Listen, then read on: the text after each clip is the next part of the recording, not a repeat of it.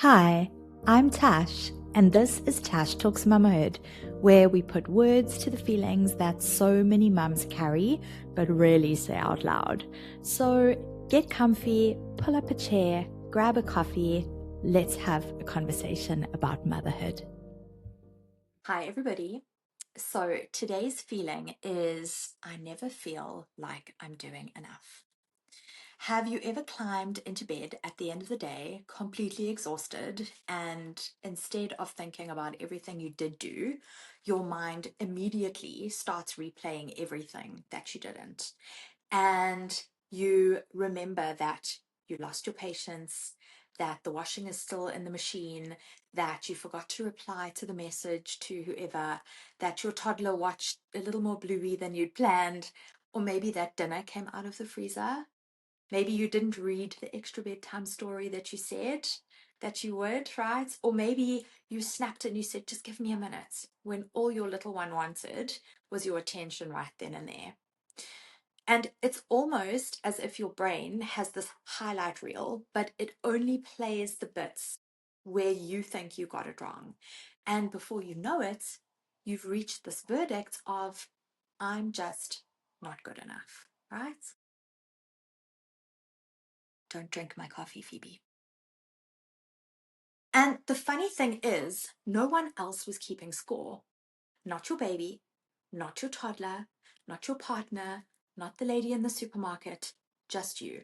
Because somewhere along the way, so many of us started believing that being a good mum means constantly proving ourselves, proving that we are patient enough, that we are present enough, that we are organized enough and calm enough and healthy enough and fun enough and productive enough. And when we inevitably fall short of that impossible standard, we don't just think today was a hard day. We quietly start wondering, maybe I'm not enough, right? Who's ever felt like that? So if that does feel familiar to you, I just want you to know before we go any further today that you are not the only mum lying awake at night replaying the day. In fact, I would go as far as saying that almost every mum I've ever worked with has carried this feeling at some points. And that feeling is that no matter how much she gives, she should somehow be giving even more. So today, I just want to gently unpack where that feeling actually comes from because I don't think that feeling is actually telling you the truth. And my hope is that by the end of this conversation, you'll actually stop measuring yourself against an impossible version of motherhood and start seeing yourself through the eyes of your little person who already thinks that you are home. So, why do so many mothers actually feel like this? I don't think it's because you're actually not doing enough. I think it's because your brain is doing exactly what human brains have always done. So let's explain. There's something called negativity bias. If you've heard of it, great. If you haven't, don't let the fancy name put you off because I promise it's much simpler than it sounds.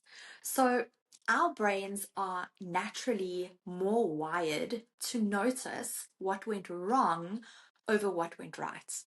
Thousands of years ago, that was incredibly helpful. If one of our ancestors ignored the lion hiding in the bushes because we were or they were busy admiring beautiful flowers, well, they wouldn't be our ancestors now, right? But our brains learnt to scan for danger, noticing problems, right? It helped us survive. And the trouble is, your brain doesn't always know the difference between a lion and a toddler who refuses to eat his broccoli, or a baby waking for the fifth time that night, or maybe forgetting library day. I've done that. Or losing your patience after 3 hours of trying to settle your overtired little one. Your brain simply notices something went wrong. And then it zooms in and you hyperfixate, or your brain hyperfixates. Have you ever noticed how you can spend an entire day loving your child? You cuddle them, you feed them, you comfort them, you play with them, you change the nappies, you read the books, you sing the songs, you make all the snacks, you kiss the bumped, scraped knees, you answer 101 questions, right? Especially if they're around 3, 4, 5 years old. You wipe the tears and you laugh together and you love them in 1,000 tiny ways. And then you lose your patience for 30 seconds, and somehow that's the only part your brain wants to replay. Isn't that extraordinary? Like, it's incredibly frustrating, but it's extraordinary. And one difficult moment somehow then outweighs hundreds of loving ones, not because that's the truth, but because that's how our brains are wired. And I think that's really important to understand, because when you know that your brain has a tendency to highlight the negatives, you stop believing every thought that it hands you. And you start asking yourself, is this actually the whole story? Or is my brain only showing me one chapter?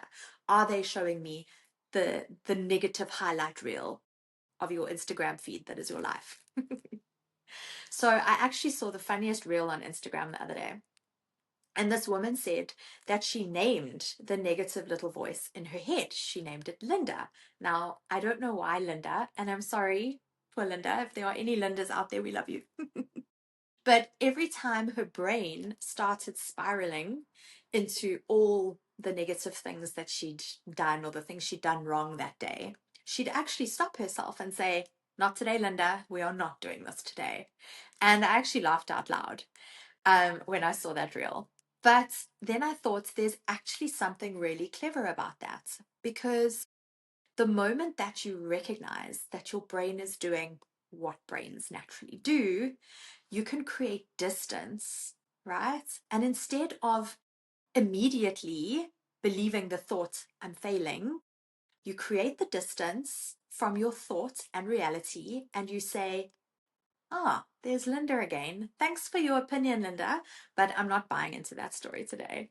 And honestly, I think every mum should name her own Linda. Maybe yours isn't Linda. Maybe it's Lucy or Becky or Karen. Sorry, Karens. But whatever you call her, the important thing is remembering this. Just because your brain says something doesn't make it true, right? Just because it was on Instagram doesn't mean it's true. And the same thing goes for your thoughts, right? So we're going to treat it as a bit of a process of sussing out the truth from the fiction. And I think that Linda has another bad habit. I think she's carrying around this like report card, right? And she's giving you marks all day long.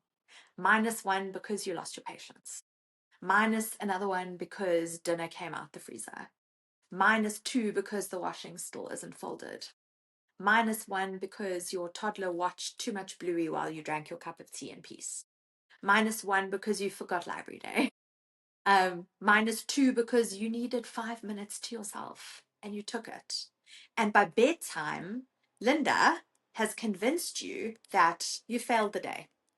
Meanwhile, your child wasn't keeping score at all. They weren't counting your mistakes. They were collecting memories, like they were collecting moments throughout the day. The cuddle on the couch and the silly dance you did with them in the kitchen, the bedtime story, the little kiss on the forehead, the way you stroked their hair when they were upset and they scraped their knee, the safe feeling of knowing mum is here. And maybe that's where we've gone wrong. We've been measuring our motherhood against this impossible checklist when our children, they've been measuring it in connection all along. And, you know, I've been thinking about this imaginary scorecard. And the more I've thought about it, the more that I've realized I don't actually remember any of us mums signing up for it. Seriously, like who decided that a good mum has to check all these boxes? That your house is spotless, that you serve beautifully balanced, Pinterest-worthy meals, and that you never lose your patience, that you limit screen time perfectly every day. You breastfeed with ease from day dot. Maybe it's returning to work without guilt, or keeping up with exercise and nurturing your relationship with your partner, with your friends, remembering every school event, right? Has meaningful sensory play set out at 9 a.m. every day for their little one. And then at the end of the day, still has clean hair. And I just think to myself, who wrote the rules? Because I'm fairly sure it wasn't our children. And aren't those really the ones that count? Somewhere along the way, we've started believing that motherhood is something we have to perform. That if we check enough tick boxes, we'll finally feel like we've earned the title of, I'm a good mum. But here's the problem. The boxes never stop. As soon as you tick one, three more appear. You finally establish a bedtime routine, and now you're worrying about speech development. You survive the newborn stage, and now you're suddenly worrying if you're stimulating them enough or too much.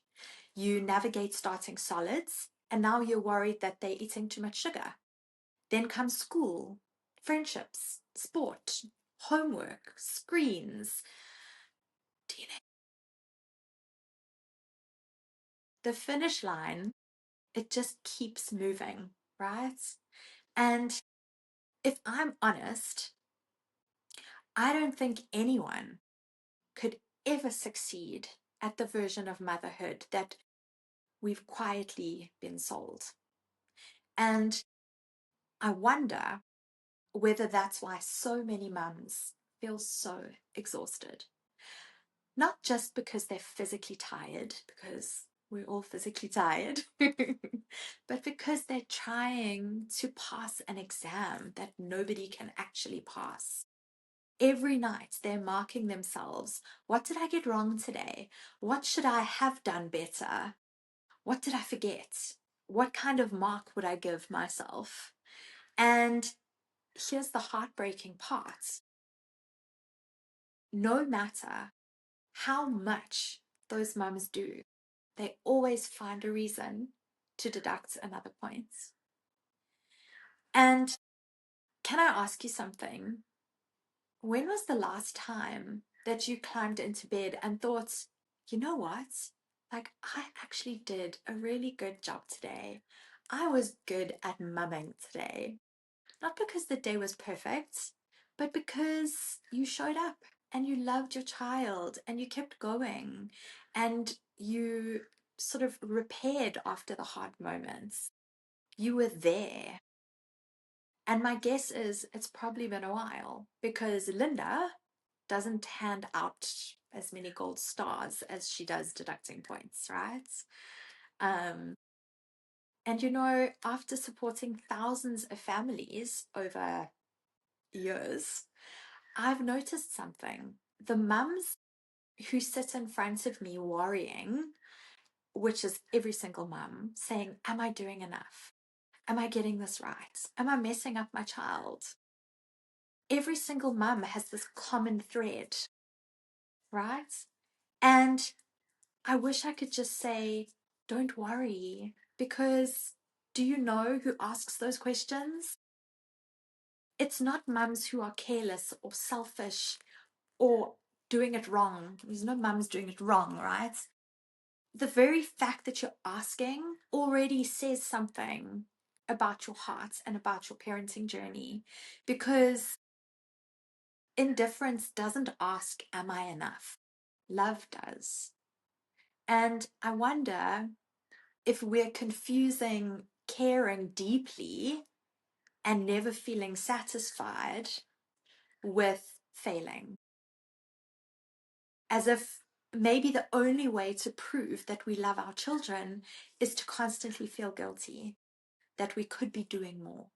But maybe those two things aren't the same at all. Maybe you can care deeply without carrying that guilt every single day. I mean, how heavy does that guilt feel, right? And maybe you can want to grow without believing that you're failing. Maybe you can be beautifully imperfect and still be exactly the mum that your baby or child needs. And what if the goal was never to become a perfect mum, but to become your child's mum? And it's funny because Linda wasn't around, or should I say, she isn't around as much now that my children are teenagers. She was the loudest when they were little. And those were the years when she seemed to have an opinion about absolutely everything. She'd tell me I should be doing more, being more, playing more, teaching more, cleaning more, taking more photos, enjoying it more. She was exhausting. And over the years, I've learned to tell her to keep her damn mouth shut, right? Not because she's disappeared completely now, because she hasn't. She still pops in from time to time. But I stopped giving her the microphone. And do you know what? That takes practice. It doesn't happen overnight. It's something that I've had to learn. And if I'm completely honest, I'm still learning it because here's what I've realized. Linda wasn't protecting me. She wasn't even making me a better mum, right? Not at all. She was actually stealing little moments of peace that she never deserved to take. And she had me so busy worrying about whether I was doing enough that I wasn't always fully noticing all the beautiful things that I was already doing. And I'm getting choked up. And that's something that I can't ever get back. You know, my children are all teenagers now. And every now and then I find myself looking back at those early years, the tiny little hands, all the bedtime stories, oh my goodness, the endless snack requests, the toys all over the lounge, especially the Lego, the sticky fingers on the windows, or bum cream once shellacked everywhere, and those little voices shouting, Mom, from, down at the bottom of the garden. And you know what I wish? I wish that I'd exhaled more. I wish that I'd trusted myself more. I wish I'd spent less time trying to earn my place as a good mum and more time simply enjoying being their mum. Because now, looking back, I don't remember whether the washing basket was empty. I don't remember whether the dinner was homemade every night or whether I got some fish fingers out the deep freeze. I don't remember whether the floors were covered in Lego every day or they were perfectly clean. And I don't remember whether I got everything right. But I do remember the sleepy cuddles and the giggles that made my cheeks hurt, and tiny little arms wrapped around my neck, and reading the same bedtime story for what felt like 500 times. My kids loved Dr. Seuss, and I think I have a few committed to memory. I remember doing the silly dances in the kitchen, and I remember the little voices asking me, Mom, watch this, watch this. I remember the feeling. And sometimes I wonder how many more of those ordinary little moments I might have fully soaked in if I'd spent less time listening to Linda. And I can't go back and whisper that to the younger version of me. I can't tell her to breathe a little deeper, to trust herself a little more, or to stop measuring herself against an invisible yardstick.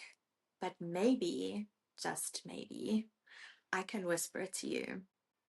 If you're in those little years right now, please hear me.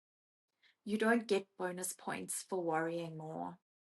You don't get extra marks from carrying that heavy guilt every single day. And you don't become a better mum because you've been harder on yourself. And one day, when your little people aren't quite so little anymore, I hope you don't remember spending your motherhood trying to pass an impossible exam. I hope that you remember the laughter and the ordinary Tuesdays, the cuddles on the couch and the bedtime stories and the sticky fingers and the dance parties in the kitchen, the way that your little ones reached for your hand without even like thinking about it, right? Because mum's hand, if I reach for it, it's there. And the beautiful ordinary moments that don't actually feel extraordinary until they're gone. Because please just don't let Linda narrate your motherhood. She doesn't deserve that much airtime. And can I just ask you to imagine something, right? Imagine it's 25 years from now. Your child is all grown up, and somebody asks them, tell me about your mum. Do you honestly think that they're going to say, well, she always kept on top of the laundry and she packed incredible school lunches and she never forgot the library day and, she never lost her temper, not even once. Of course not. They are probably going to smile for a moment because they'll be remembering all the things. And then they'll say something like, she always made me feel safe. She laughed a lot. Or she gave the best cuddles. Or maybe she used to come into my bedroom before she went to bed at night and kiss me on my forehead. She made home feel like home. Because children don't remember our performance, they remember our presence. They don't remember whether we got motherhood perfect. They remember how we made childhood feel. And I wonder if we've been measuring ourselves against things that our children were never measuring in the first place. So, can I stand in your corner for a minute? Because if I think there's a one thing that I wish every mum knew, it's this. I don't think you've been carrying guilt because you're failing. I think you've been carrying guilt because you care so deeply. And those are not the same thing. So, somewhere along the way, we've actually confused loving our children with constantly feeling like we should be doing more for them, as though guilt has become proof that we're actually good mums. It's going to help us earn that title. As though if we ever stopped questioning ourselves or stopped worrying or stopped feeling guilty, it would somehow mean we didn't care or we cared less.